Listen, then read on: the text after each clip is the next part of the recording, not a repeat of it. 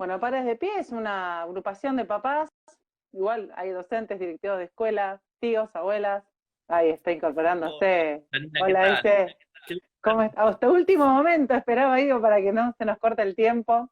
¿Cómo estás? Buenas noches. Bien, buenas noches. Hay un montón de gente ya, ¿eh? Acá, sí, veo. Un gusto estar conectado nuevamente y verte. Igualmente. Le estaba contando haciendo tiempo que era Pares de Pie, que bueno, una agrupación de papás, pero que hay de todo, digo, hay abuelos, hay tíos, hay primos, hay estudiantes, hay profesionales, docentes, que estamos luchando por la defensa de los derechos de los niños, bueno, hoy específicamente de la provincia de Santa Fe.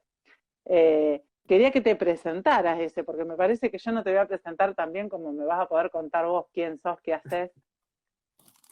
Bueno, yo soy psicólogo clínico, tengo 10 años de trabajo en acompañamiento de estrategia de intervención en niños y adolescentes con derechos vulnerados, niños con situación de calle y en situaciones de abuso.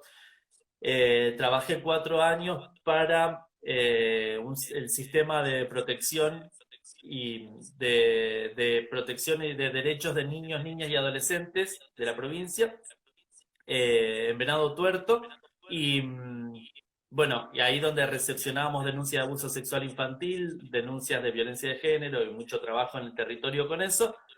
Soy preventor de abuso sexual infantil formado en la Fundación EPASI, que tiene sede en Tucumán, que tiene más de 20 años de experiencia y más de 2000 casos trabajados. Eh, y bueno, soy psicólogo clínico y soy militante pro vida. Tengo algunos escritos. Uno es un artículo sobre síndrome post-aborto, que lo escribí y fue publicado en CONAPAM, que es la red de padres, perdón, de Con mis hijos no te metas Perú, del bloque conservador de diputados y senadores peruanos, y, y publiqué un artículo que hago un análisis, que es una pericia de los materiales sobre ESI que utiliza el Ministerio de Educación de la Nación para formación docente. Analizo estos materiales y bueno.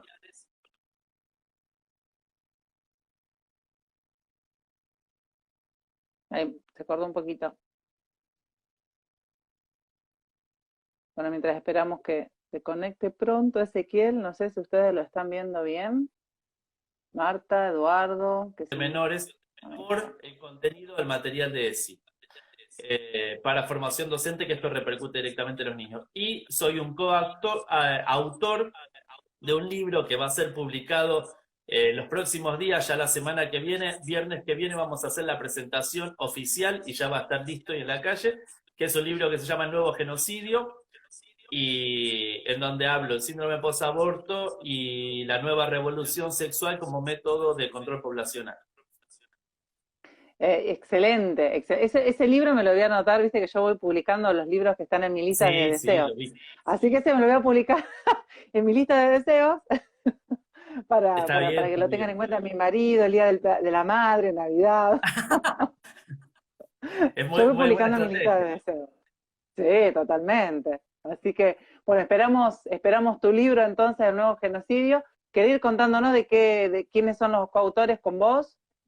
Mirá, junto conmigo escribe el doctor Elías Badalasi y la doctora Elizabeth Márquez, que son dos abogados, que escriben desde la parte Sí. legal por qué se considera al aborto como un genocidio.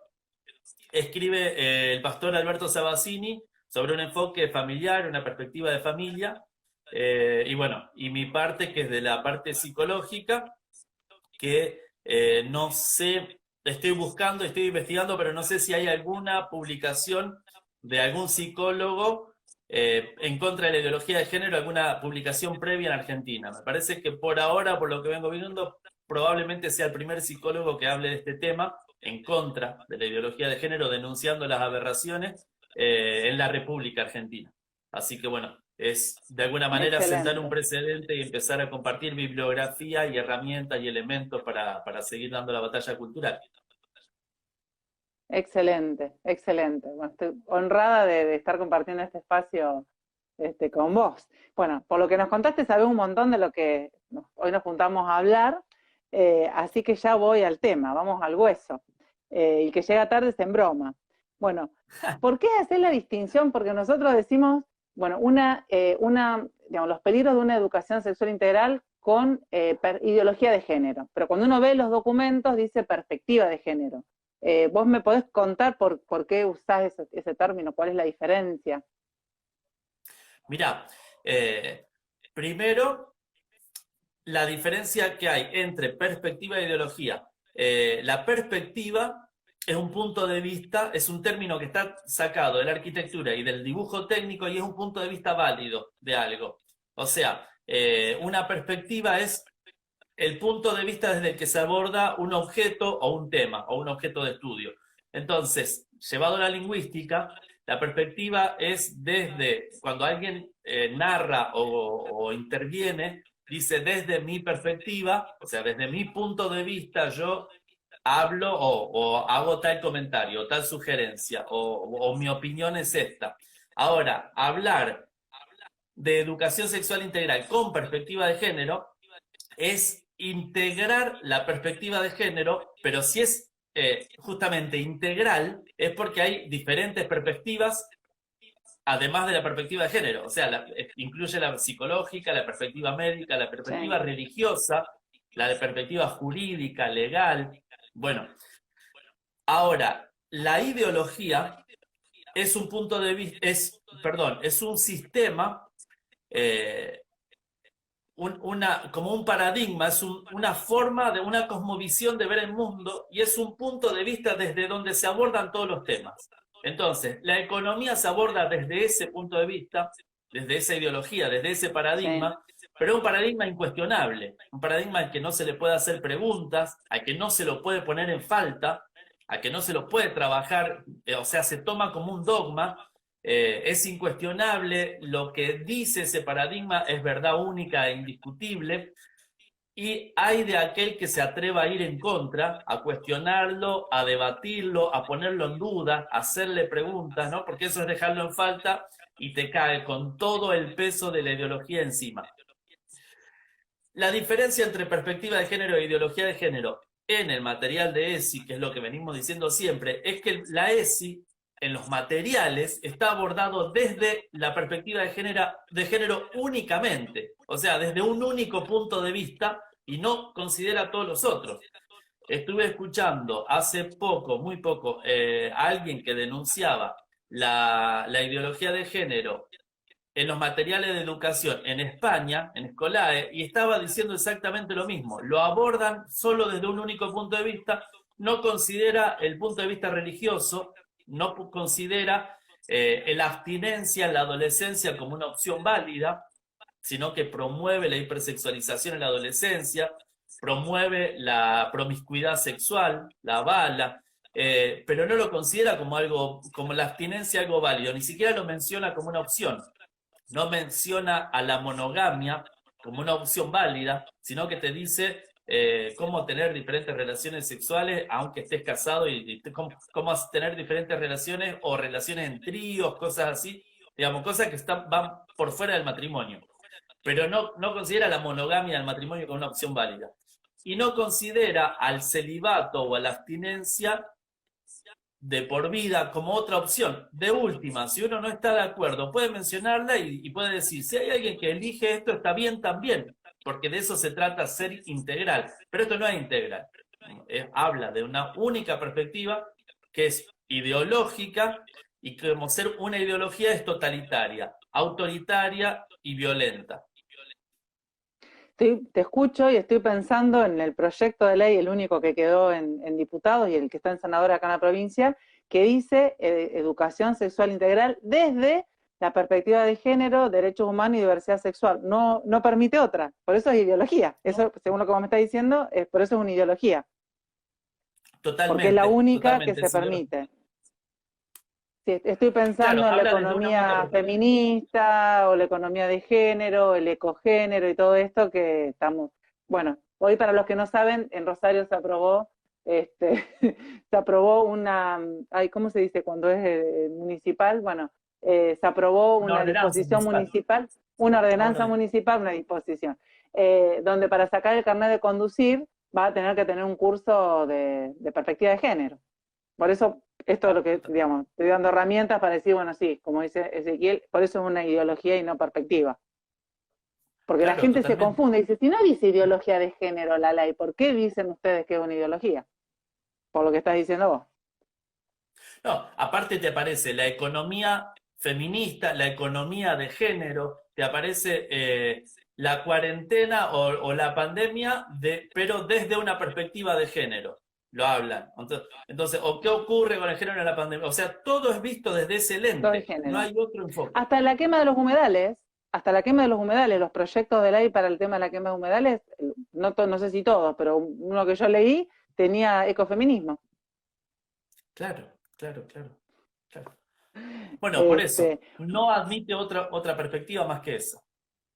por eso es una ideología. Bueno, vos asociás o cuando hablamos, o yo te he escuchado decir, esto de una relación entre la ESI y el abuso sexual infantil.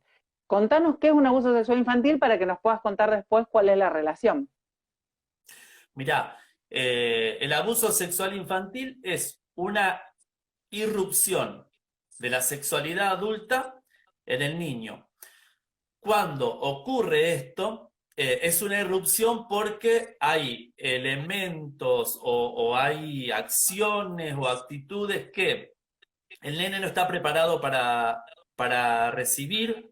Es información que el nene no, o un nene o una nena, ¿no? Pero no habría Sí, encontrado por sus propios medios ni habría descubierto, porque no está preparado para soportar la carga que lleva encontrarse, descubrir esa realidad que es la sexualidad adulta, porque la sexualidad es un desarrollo, se desarrolla, se va formando, si bien no es un desarrollo gradual, pero si los tiempos cronológicos son diferentes a los tiempos lógicos. La sexualidad y el psiquismo en sí se maneja con tiempos lógicos que no dependen exactamente de la edad, ya, sino que pueden ir en diferentes etapas de la edad, pero sí es gradual. sí. La madurez psicológica no va de la mano de la madurez biológica.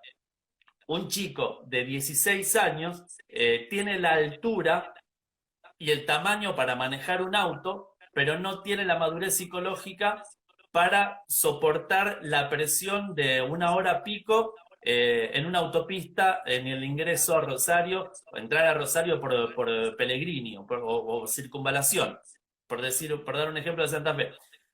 Tampoco tiene la madurez psicológica para ser padre o para sostener una relación. Si bien está maduro biológicamente, no está maduro psicológicamente. Entonces, hablarle de la sexualidad adulta desde una mirada adulta, hablar de cosas que el nene todavía no va a descubrir, hablar, mostrarle o actuar o hacer sobre el niño, bueno, es una irrupción, es algo que viene a irrumpir violentamente, de golpe, y a dejar una marca y una huella que es un trauma. Una herida, es traumático, y esto va a tener que trabajarse luego para poder llevar adelante una vida adulta, sana y saludable. Ahora, ¿por qué decimos que la ESI tiene una relación con el abuso sexual infantil? Porque los contenidos de la ESI no están acorde a la edad de los niños, porque se da contenido que no está acorde a la edad, porque hay abusos y hay excesos que se cometen en el marco de la ESI y que son un abuso sexual infantil, porque hay abusos que no es necesariamente el abuso del coito o del contacto físico, sino que hay abusos sin contacto físico, como por ejemplo mostrarle los genitales a un nene o desnudarse delante de un nene, ¿no? Que un nene vea a un adulto desnudo, eso ya genera un trauma, eso es abuso sexual infantil. Que se Claro, pues obligue las a los personas nenes a cuando hablan desnudarse. de abuso sexual, ay, perdón, se habla de abuso sexual infantil, todo el mundo imagina una violación, pero lo que vos nos estás contando, Sí, que no necesariamente tiene que haber ni siquiera un toque, por eso se puede asociar la ESI con el abuso sexual infantil. totalmente. Aunque también ha habido casos en donde hay nenes que han sido manoseados. Hubo un docente en la provincia de Buenos Aires que le enseñaba a masturbarse a los nenes de 12 años, nenes y nenas, y los nenes contaron esto en la casa. denunciaron al profesor porque evidentemente había habido un exceso. O hubo un caso en Tigre, que es el más grave, que siempre menciono porque estoy en contacto con los padres de los nenes que han sido abusados, en donde el docente, en un jardín de infantes, salita de 4, el docente que era un transexual, mostraba los pechos y se desnudaba y mostraba los genitales para que los nenes vean que había mujeres con pene. Entonces, esto es un abuso gravísimo. Y cuando los padres fueron a denunciar esto y a quejarse en la escuela, los docentes le salieron con la ley de ESI y le dicen, nosotros lo único que hacemos es cumplir con la ley 26.150, estamos cumpliendo con una ley nacional, nosotros no estamos haciendo nada malo. Y le desestimaron la denuncia. Los padres tuvieron que hacer una denuncia penal igual, recurrir al juzgado, pero desde la escuela lo ampararon, lo encubrieron, y de hecho al tipo lo cambiaron de jardín de infantes, pero el transexual sigue dando clases en otro jardín de infantes no muy lejos del lugar donde estaba. Es decir, se trae contenido que el nene no va a descubrir por sus propios medios. Se lleva y se induce a prácticas que el nene no va a hacer tampoco por sus propios medios, ni descubriría por su propia cuenta, y por sobre todas las cosas, no impide que un pedófilo pueda llegar a tener contacto con los niños. Porque cuando revisamos las leyes de ESI, yo vi la 26.150 en la Argentina, vi la de Chile, el proyecto de ley en Chile, los proyectos de ley que hay en Mendoza, en Santa Fe, cuando se revisa, no hay ningún artículo que garantice que un pedófilo no vaya a dar clase de ESI, ¿no? Lo cual está preparando, como decimos nosotros, prepara el terreno, prepara el escenario para que ocurran los abusos, deja a los nenes servidos en bandeja para que cualquiera pueda aprovechar de eso dentro de ese marco, ¿no? Y eso es gravísimo. No estamos diciendo que todos los docentes van a ser pedófilos, pero lamentablemente sabemos que los pedófilos siempre tratan de estar cerca de los chicos, entonces buscan de alguna forma, no sé si la palabra, yo lo digo así en jeringoso, lo digo en gente común, busca espacios donde puedes tener cerca a niños. Entonces, digamos, lo que vos nos estás diciendo, que como al no estar contemplado por la ley, da lugar a que una mala persona con estas intenciones se pueda meter en estos espacios. Siempre el pedófilo va a buscar tener contacto con niños. Freud, en el 3 ensayos para una teoría sexual, publicado en 1905, hace 115 años atrás, decía que los pedófilos buscaban las escuelas y buscaban ingresar a las escuelas porque ahí tenían contacto con los chicos. Lo que antes era un pedófilo, que era estrella de rock para poder llegar a tener contacto con los chicos, como hubo un montón de casos hace poco en Argentina, el año pasado hubo uno muy conocido. O llegar a ser pediatra, o qué sé yo, hay otras profesiones, que hay un montón de casos. Bueno, hoy no necesita ser estrella de rock o ser estrella de pop para ser un ídolo adolescente, no tiene que hacer todo ese recorrido. Con ser docente, ya la clase de ESI lo habilita para que el tipo pueda estar en contacto con los chicos y pueda darle lugar a su propia perversión, lo cual es gravísimo. Pero por otro lado, viene gente que no es docente, que esto es lo que estamos denunciando también, militantes de agrupaciones políticas, a dar clases de ESI porque son homosexuales, porque son transexuales, pero no tienen ninguna formación académica en sexualidad infantil, en desarrollo infantil, ni en pedagogía, y están dando clases de sexualidad, un tema tan delicado como la sexualidad, están dando clases a nenes, y yo he mostrado ejemplos el otro día cuando dimos la charla. Digo, gente que no tiene formación y que solamente por ser homosexual, que tampoco significa que todos los homosexuales sean pedófilos, pero, ¿cómo sabemos esto? ¿Quién es el que está dando la clase? Si no hay ningún psicodiagnóstico. El tema de la idoneidad, digamos, más allá de tu orientación sexual, que las personas, digamos, no hay nada que nos garantice que las personas que van a estar al frente de esas clases sean personas idóneas, independientemente de su orientación sexual. Digamos, cualquiera lo podría hacer. Idónea y que haya pasado no solamente por un... Sí, te escucho. No, estoy pensando que cuántos docentes... Estamos con delay. Seguí vos.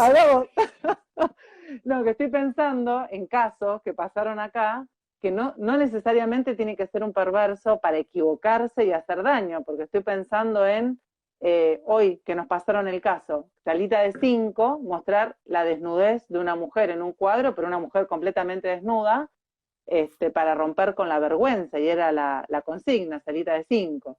yo no te lo conté a vos, pero el año pasado en una escuela de Rosario, chicos de quinto y sexto, o cuarto y quinto, no recuerdo, un parto en vivo, de esos partos naturales caseros, la filmación de National Geographic, de un parto en vivo, una mujer pariendo en cuatro patas, literal, y la cámara enfocando cuando salía el chico, que es, digamos, que presenció un parto, sabe que es algo muy, es hermoso, pero es muy fuerte. Fuerte. Y bueno, obligar a los chicos a ese tipo de cosas, digamos, sin ser un perverso, te podés equivocar porque esto te lo permite. No, aparte la formación en la ESI da lugar a estas cosas. Entonces, como vos decís, no necesariamente tiene que ser un perverso, sino que con que no tenga en claro cuál es el contenido que puede tolerar un nene a determinada edad, ya ahí con eso comete un error que genera un daño en el chico. Y ese es el problema, que no se está considerando al nene como sujeto de derecho, como siempre se dice, y el interés superior del niño acá parece que no cuenta, ¿no? Porque el único interés superior es el de la gente que está desesperada por imponer esto, pero no el del niño, Claro. porque no se está resguardando a los nenes. Y esto es lo que nosotros denunciamos. Ah, y te Bien. decía que más allá de que no sea idóneo, eh, por otro lado, tiene que haber un examen psicológico y psiquiátrico, una evaluación minuciosa para la gente que va a dar clase de ESI. Tiene que ser sometido a una evaluación psiquiátrica para garantizar que no sea un pedófilo. Y si no da las condiciones, no puede estar enseñando sexualidad infantil a nenes. Aparte de la capacitación que tiene que tener en la formación adecuada, tiene que pasar por un examen psicológico como método de resguardo. Yo lo dije en Chile y nunca me tomaron en serio, no consideraron mi aporte. Y lo mencionamos también, lo denunciamos el otro día en Santa Fe y tampoco pasó nada. O sea, no hay, nadie acusa recibo. O sea, toda esta gente está tan desesperada por imponer la ESI a toda costa, nadie acusa recibo de cómo van a hacer para impedir el acceso de un pedófilo de contacto con los chicos en un tema tan delicado como este. No hay garantías. No, porque aparte, digamos, voy a hablar así en jeringoso. Se les escapa la tortuga, lamentablemente, porque hay un montón de casos. No quiero decir que todos los docentes sean pedófilos, porque tengo un montón de amigos docentes, pero ellos también padecen, también como compañeros, de cada tanto descubrir un docente que sin dar ESI es pedófilo y ha realizado abusos a los chicos, digamos. Hay montones de casos, se van sabiendo, se ocultan también. Entonces, digamos, ¿qué Totalmente. garantía tenés? No, para nada. Y aparte, o sea, además de esto, hay un tema que también es preocupante, que es el de la formación docente. Digamos. Formación docente, porque ahí veo que alguien dice que los docentes no están preparados dice, no estamos preparados, se ve que es docente, para dar ESI. Y es verdad, y no solo para dar ESI, sino que ¿cuál es la formación? Porque según tengo entendido que no solamente ocurre en la docencia, sino que ocurre en la facultad de psicología, en derecho, en medicina, en todos lados, la formación es únicamente desde un lado político, que es el marxismo cultural, y no considera, no hay un pensamiento crítico, no considera la oposición.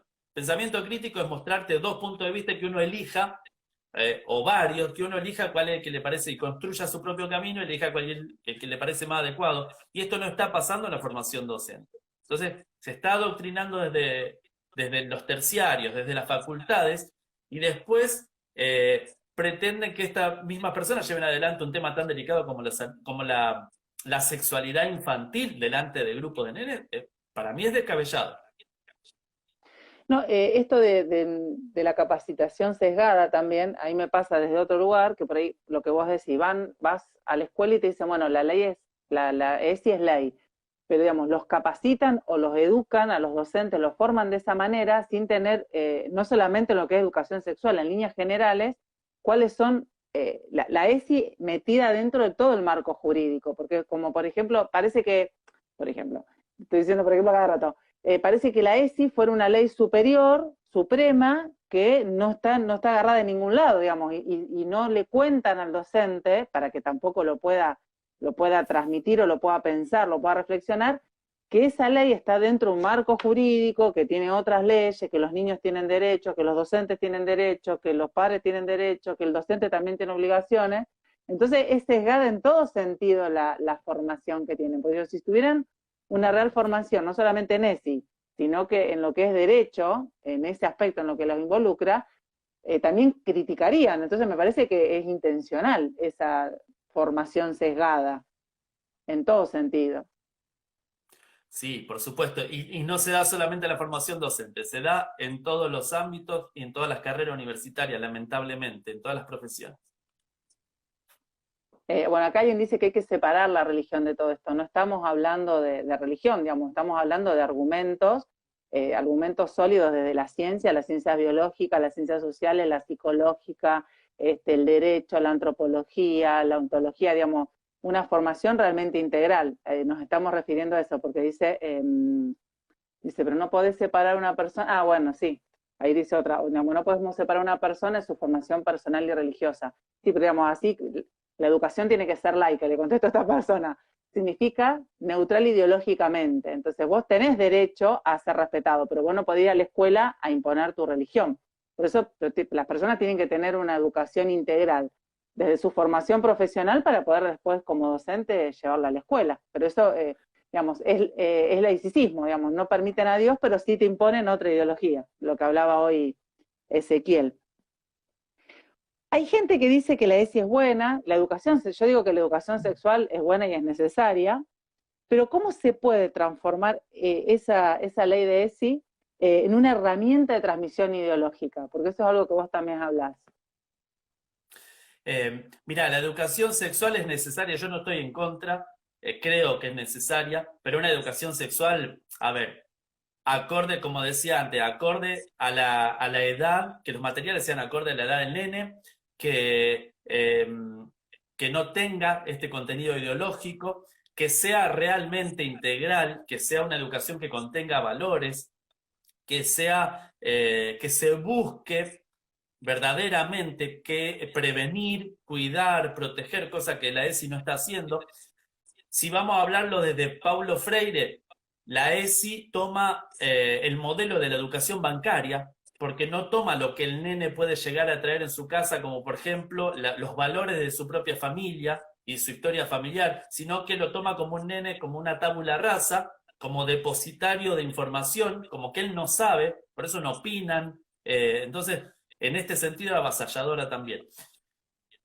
Tiene contenido ideológico porque en las clases de ESI no se habla de educación sexual exclusivamente, se habla muchas veces de sexo y no de sexualidad, lo cual es un error, pero por otro lado se está hablando de aborto como un derecho, ¿no?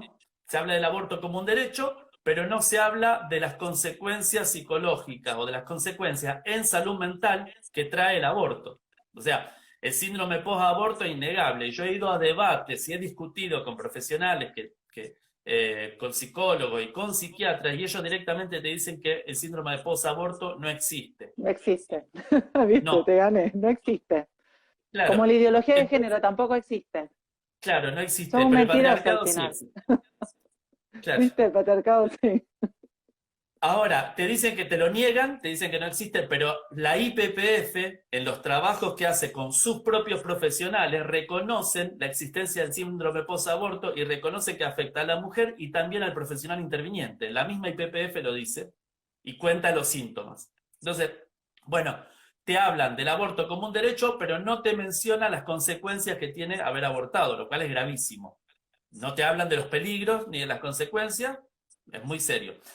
Mencionan a la homosexualidad prácticamente como decirte una discapacidad, porque lo ponen en un lugar de débil y de vulnerabilidad, como que lo están incapacitando, porque lo están dejando una persona como si no tuviera sus propios recursos, lo cual hay muchísimas personas de la comunidad LGTB que están en contra de este tipo de ideología, digamos, y de este tipo de que se tome de esta manera. Lo que pasa es que hay mucha gente que sí está a favor porque está muy financiada y recibe beneficios, pero no significa Como que digamos, ellos mismos descalifican a quienes están diciendo que defienden. Eso me estás diciendo. totalmente. Así como el feminismo no representa a todas las mujeres, A mí no me el representa. lobby, el lobby LGTB no representa a todos los miembros de la comunidad LGTB.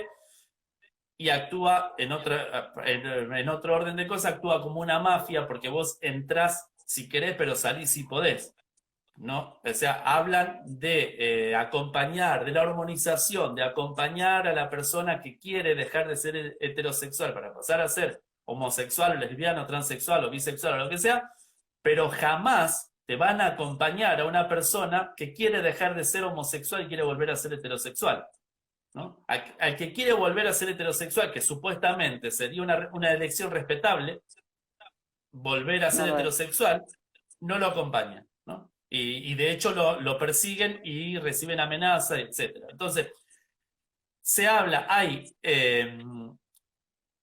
citas textuales de feministas radicales, como por ejemplo, esto de que la ESI, en la ESI lo personal hace lo personal político o hace político lo personal, que es una cita directa a Kate Millett. Kate Millett es una feminista radical que decía que todo lo personal es político, lo cual, llevado, o sea, a la sexualidad, es muy serio, porque quita, o sea, ya deja de estar el ámbito privado y lo personal y empieza a haber una invasión en la privacidad. Y esto lo hablé hace pocos días en otro vivo con un amigo mío que es Horacio Houston, en donde hay un endioseamiento de un concepto lacaniano que es el de extimidad.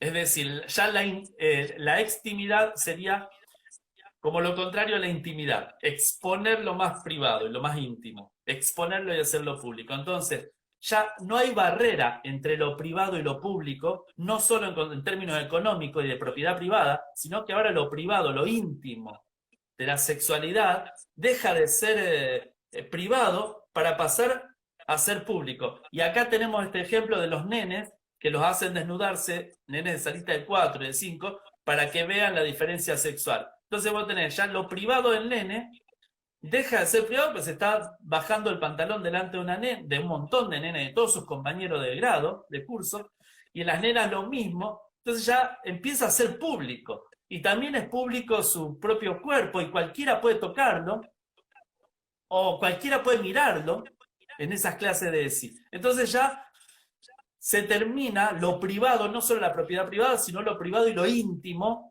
y se termina la barrera entre lo público y lo privado, y todo pasa a ser dominio de todo.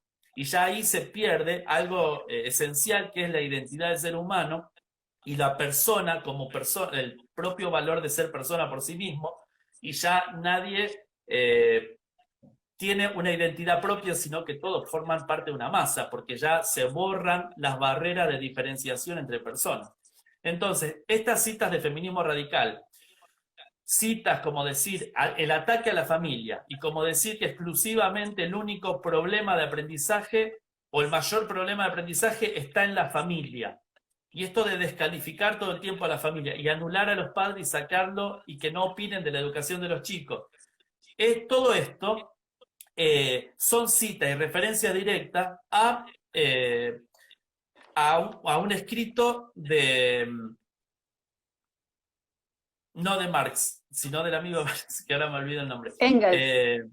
De Engels. Engels. De Engels, el manifiesto de la familia de Engels, son referencias directas. Si yo encuentro referencias en materiales de ESI, o de la materia que sea, si yo encuentro referencias a mi lucha de Hitler, yo pongo el grito en el cielo y salgo a defender eso y a pelear en contra de eso, porque me parece aberrante. Ahora, si encuentro referencias de Engels, o de Marx, o de feministas radicales, también me parece tan aberrante como el otro, porque es lo mismo, ¿no? Entonces, No, me el parece Estado no nefasto. está para adoctrinar, sino para enseñarnos a pensar, ¿no? Enseñarnos a qué pensar, sea lo que sea, estemos no de acuerdo.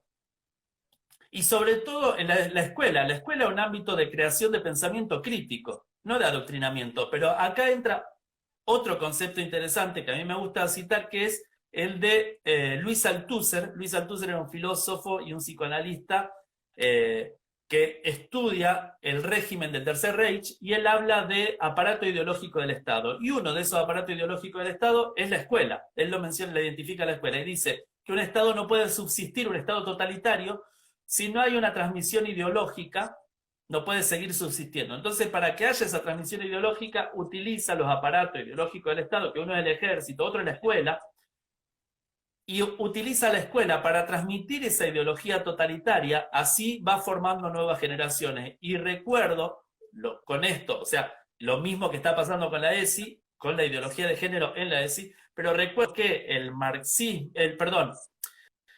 nacionalsocialismo, antes de la instalación del nazismo en Alemania, el nacionalsocialismo primero era optativo en las escuelas públicas, después pasó a ser obligatorio y en tercer lugar pasó a perseguirse a todo aquel que pensara diferente, ¿no? Se empezó con falsas denuncias, con inventos de cosas que no diste, tergiversar la palabra, ¿no? Denunciar, hacer falsas denuncias o scratch público o lo que sea, pero te empiezan a perseguir porque vos no acordás con el pensamiento hegemónico. Esto es totalitario y violento, es un calco de lo que fue el nazismo, y no es casual que se repitan los términos y que se repita el significante, ¿no? Nazismo, nacionalsocialismo, no sé si te suena por ahí en Santa Fe. Bueno, Sí. sigue siendo algo similar y parecido porque se repiten los términos. Entonces los que hablan de ser inclusivos terminan siendo los más totalitarios, los más violentos, los que censuran, ¿no? No, y aparte yo estoy pensando en el discurso público, ¿no? Porque en las notas de diario hablamos de respeto por la diversidad, pluralidad, pluralismo, escuchar todas las voces, pero es como que nos mienten porque uno ve después los proyectos de ley, que no todo el mundo se interesa en leer los proyectos de ley, y ves que nada que ver, que es totalitarismo, que es una sola perspectiva que se impone, que hay evaluaciones para que, digamos, que no se van a respetar. Alguien preguntaba por los idearios de educación de las escuelas de gestión privada, no se respetarían los idearios de las escuelas de gestión privada, habría un organismo que controlaría y evaluaría si eso, por ejemplo, en esto en ESI, si los programas de ESI se cumplen o no, vaya a saber para hacer qué si vos no estás cumpliendo con eso. Decir que el proyecto de ley, ¿no? Decir que lo que se manifiesta en esa ley es un derecho y que si uno no cumpliera, un docente, un alumno, un padre, quien sea, no estuviera de acuerdo con eso, estaría atentando contra los derechos del niño, con lo grave que es eso. Entonces te escuchaba y caían en mi cabeza todas esas ideas, ¿no? Y cómo con el discurso decimos otra cosa y se persigue realmente al que dice, no, escuchen, paremos la pelota, respetemos los derechos de todos, ¿no? Qué doble discurso importante. Te escuchaba y pensaba en eso. Doble discurso que aparte se repite si uno lee 1984 de Orwell, por ejemplo, ¿no? Me Esto de que asusté la cuando leí guerra es ese la libro, paz. me asusté. ¿Cómo? Me asusté cuando leí ese libro. Si no, podés ver Chicken Run, que es un dibujo, una película de animación que en realidad, bueno, es Rebelión en la Granja de Orwell, pero hace una analogía para el dibujo animado que es mucho más leve.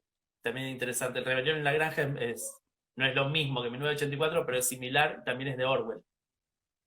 No te va a Sí, asustar pero yo lo tanto. leí hace poquito y lo veía tan real que en 1984, que sinceramente dice, bueno, no estamos muy lejos de esto, ¿no? Estos órganos de control que dicen ser una cosa, dicen ser paz, dicen ser libertad y demás, y en realidad lo que están haciendo es controlándote y tratándote de meter en caja, que es lo que nos está Sí, pasando totalmente. acá. Y esto de las denuncias, el amedrentar, el buscar sin argumentos, digamos, con falacias, que los demás te juzguen y te critiquen, y en realidad uno no está en ese lugar.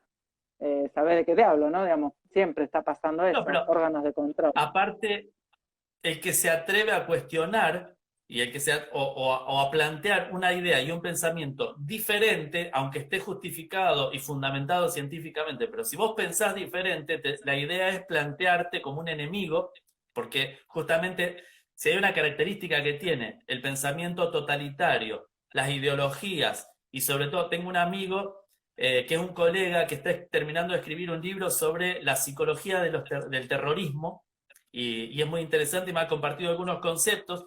Y una de las cosas fundamentales para cualquier ideología y para cualquier totalitarismo es levantar enemigos falsos, ¿no? Porque necesitan enemigos para mantener a la gente odiando a alguien, ¿no? Aunque sea una estatua de madera, aunque sea, no sé, por decirte algo, ¿no? una imagen Sí. inventada, lo que sea, pero hacerle creer que ese es su enemigo para mantener adoctrinada a la gente que lo sigue.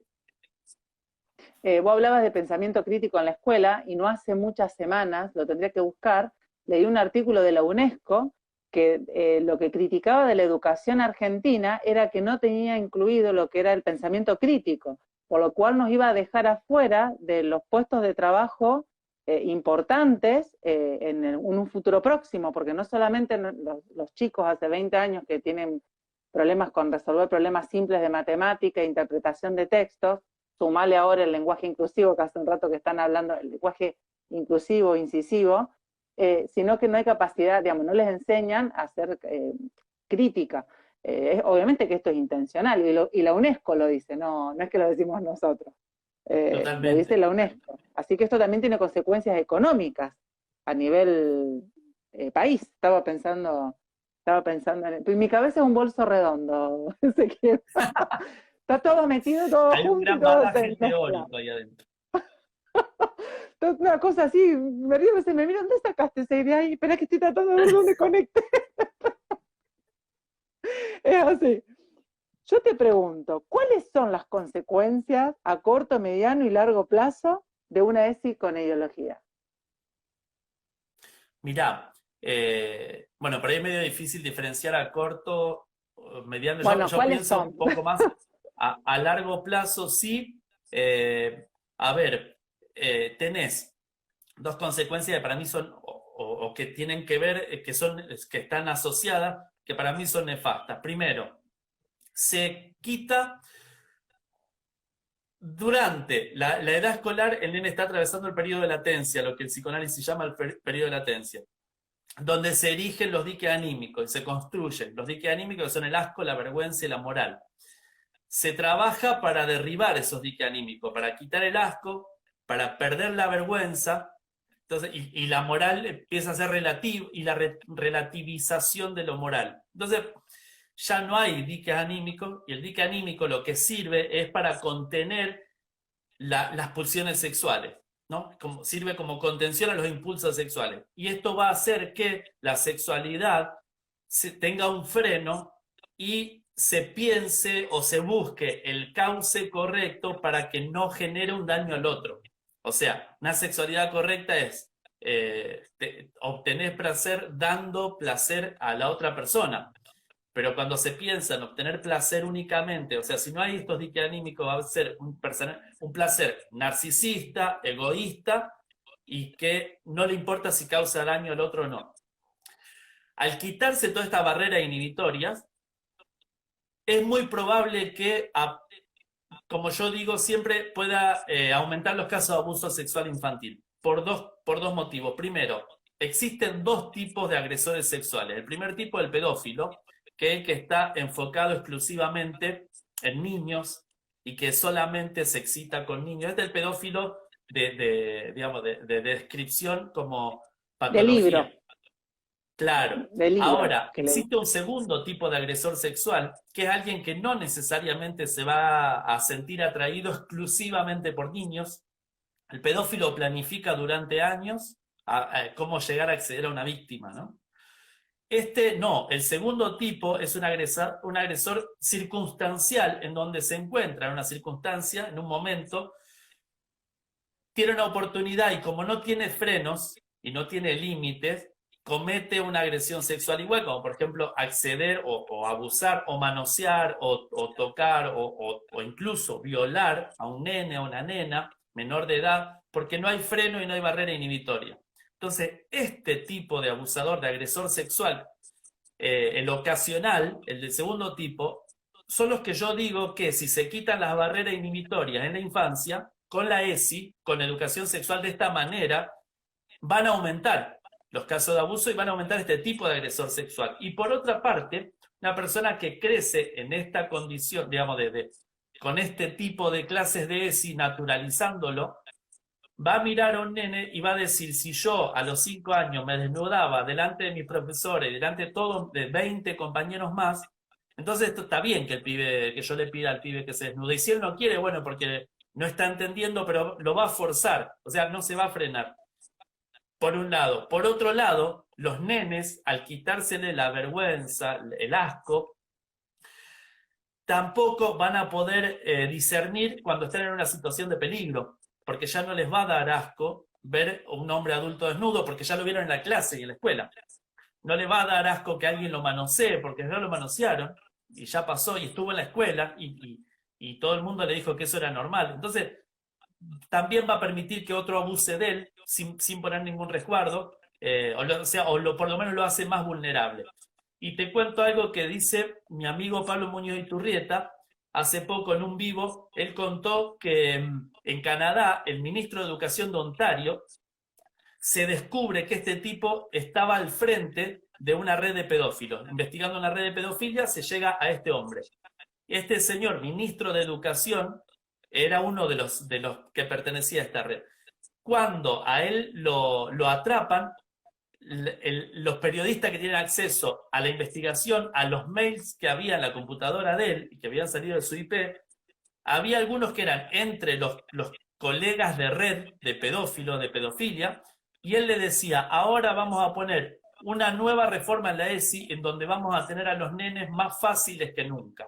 Esto está documentado, salió en las noticias en Canadá, y el tipo ya reconociendo que la ESI la están utilizando los mismos agresores sexuales para llegar a acceder a los nenes, porque les facilita el acceso, ¿no? De esta manera. Entonces, estas son las consecuencias a largo plazo. Mayor cantidad de abuso sexual infantil, nenes más vulnerables, gente que va a normalizar la desnudez o obligar a desnudar a otro, porque a lo mejor él se resistió cuando era chiquito y lo presionaron, entonces cedió y va a creer que eso es lo normal.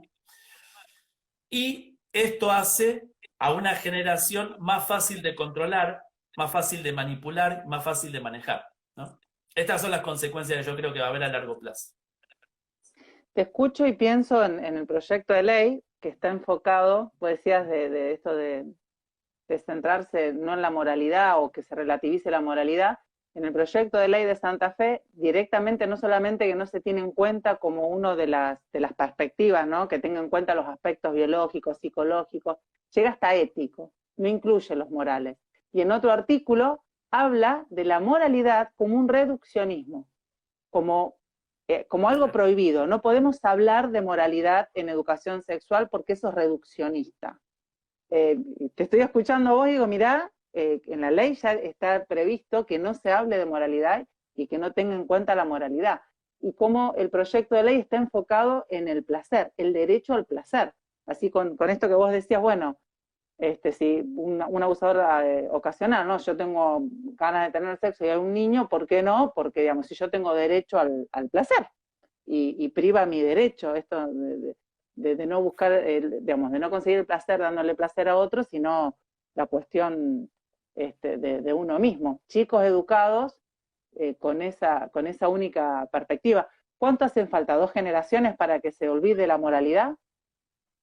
Que nos borren a nosotros. Mirá, no sé, pero yo digo, yo el ejercicio que siempre hago es, pensemos qué clase de gente nos va a gobernar dentro de 20 años, cuando estos chicos, 30 años, cuando estos chicos que hoy tienen 8, 7, están transitando por esto, sin una familia que lo contenga y que le enseñe valores y que le enseñe a cuidarse, van a ser los próximos gobernantes que van a tomar las decisiones que nos afecten a nosotros y a nuestros hijos. ¿Qué clase de gente nos va a gobernar, no?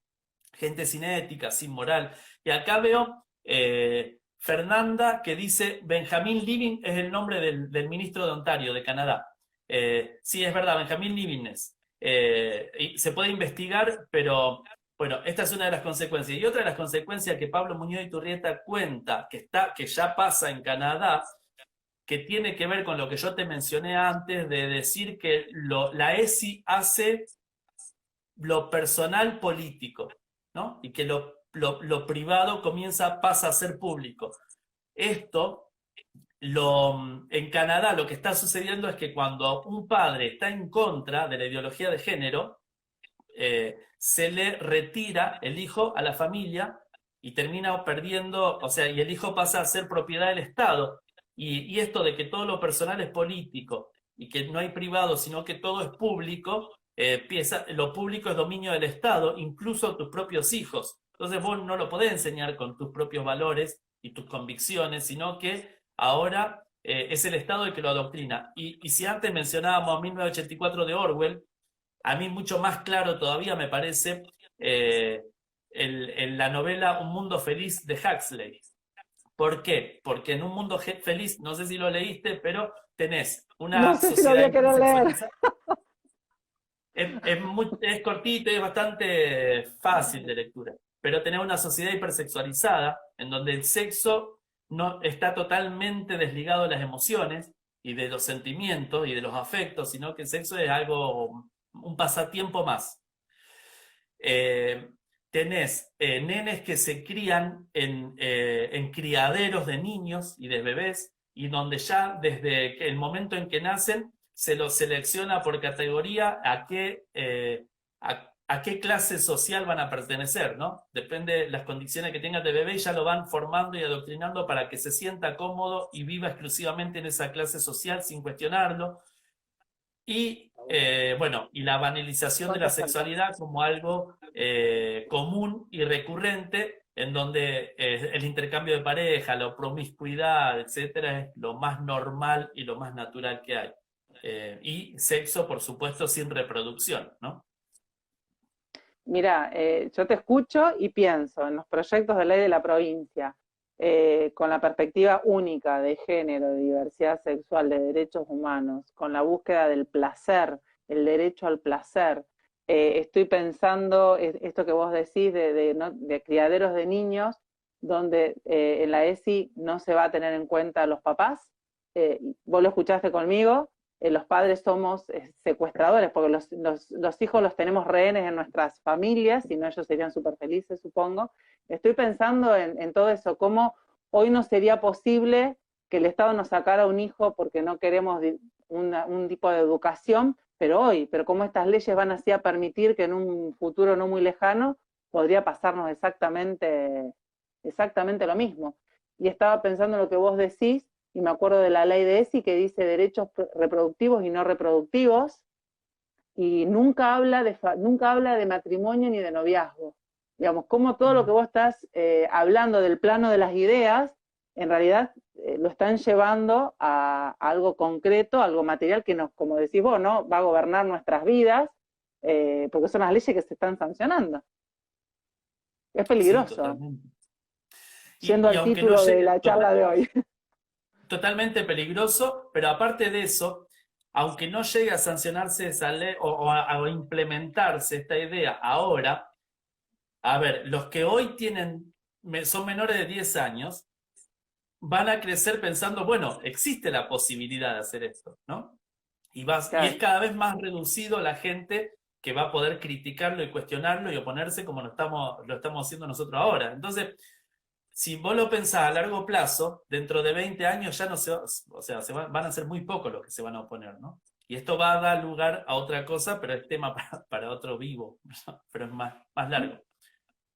Acá entró mi esposo y me decía que estamos en horario. Yo no tengo reloj para ver. No sé si vos tenés reloj, si Son 9 querés. menos 5. Estamos en horario. ¿Querés hacer algún cierre? ¿Querés contestar alguna pregunta? Mirá, no, como cierre en sí, el consejo que queda dar es, la Biblia en el libro de Proverbios dice, instruye al niño instruye al niño en su camino y cuando sea grande no se apartará de él.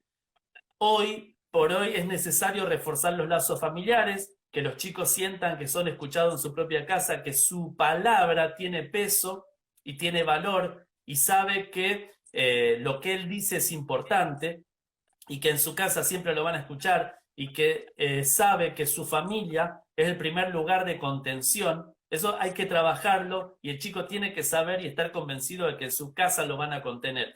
Si esto pasa, que su palabra es escuchada, que él se sabe escuchado en su familia, que sabe que él tiene valor y es importante para su familia, se va a prevenir el adoctrinamiento, se va a prevenir que sea captado por una secta como el feminismo radical o como cualquier otra secta de estas, se va a prevenir el suicidio adolescente y el caer en adicciones, ¿no? Y la bulimia y la anorexia, porque se contiene a los chicos desde su propio hogar. la familia es el núcleo de contención más importante para cualquier persona, y si se destruye la familia y se destruyen los lazos familiares de contención familiar, se pierde a la gente y quedan chicos más vulnerables, más controlables, más fácil de manipular. Entonces lo mejor es que sepa que su propia familia es quien lo contiene y que el día de mañana, cuando crezca, quiera él mismo formar su propia familia, ¿no? Que es lo que está apuntando y atacando todo esto,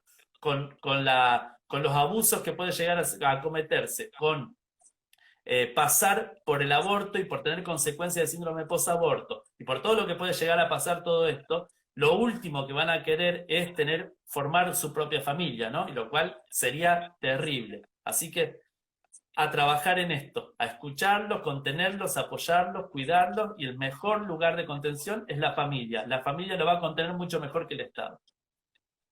Sí, fortalecer la familia, básicamente. Trabajar todo en Totalmente. fortalecer la familia y los lazos. Cosa que pensaba que las revoluciones siempre se ocuparon de destruir la familia porque era la forma más fácil de cambiar la cultura. Esto no es, digamos, lo que está pasando no es casualidad. No, Yo te escucho y absolutamente. pienso, Ezequiel, me hace reflexionar. Por Tus eso palabras decimos son que luz. por eso decimos que la ideología de género, la ESI con ideología de género, es un método de control poblacional, porque básicamente los homosexuales no se reproducen. Entonces, homosexualizar la cultura o pervertir la sexualidad es saber que expones a la persona a traumas que después lo último que van a querer es formar su propia familia y ser padres, porque dicen, mi propia experiencia, mis padres fueron nefastos porque no supieron cuidarme de la agresión sexual, de que se ha expuesto a esto. Entonces, no van a querer reproducir el mismo modelo y van a evitar querer formar una familia, lo cual es terrible. Un desafío nos dejas por delante entonces, a fortalecer a nuestras familias, a ocuparnos de nuestros hijos activamente, bueno, y a estar presentes hoy en esta lucha. Te agradezco un montón, Ezequiel, por este espacio. Fue más relajado que otras veces, yo trato de hacerlo más relajadito. Aparte, bueno, esta soy yo me río mucho.